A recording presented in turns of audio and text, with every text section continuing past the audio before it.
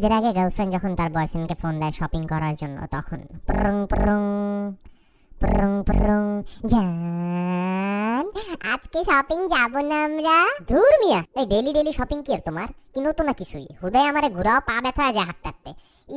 ঈদ আসতেছে আর কিছুদিন পরে, মানে আজকে যদি কিনো তাইলে যেতে পারি, নাইলে হুদায় আমারে নিও না, ফাউকামে আজেরা হাঁটার কোনো শখ নেই আমার। মানে কি ঈদের আগেই তো সব নিউ কাপড়গুলো আসে, এখন কিনলে ঈদের আগে যদি আরো সুন্দর কাপড় আসে তখন কি করবা? আমি তখন কি তুমি আবার কিনে দিবা? এত কনফিউজিং কেন তুমি?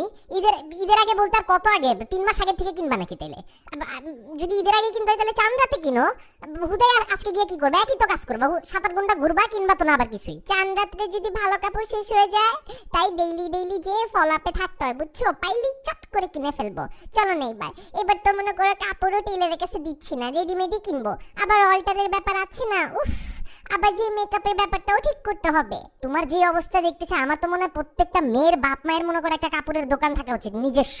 তোমার এইসব আমি পাগল হয়ে যেতেছি, মানে এত কি তোমার কাপড়ই কিনা হইলো না, আবার মানে মেকআপ হইছো ঝাড়াইতে তুমি? এই তুমি এত কিছু বুঝতে চাও কেন? মেকআপ তো শুধু মুখের না, ম্যানিকিউর পেডিকিউর ফেশিয়াল এগুলো সব আগে থেকে করতে হয় না, নাহলে তো চিকচিক করবে না, আর ঈদের আগে চিকচিক না করলে ব্যাপারটা তো ভালো লাগবে না, তাই না? চলো না জান, চলো, এমন করো না প্লিজ।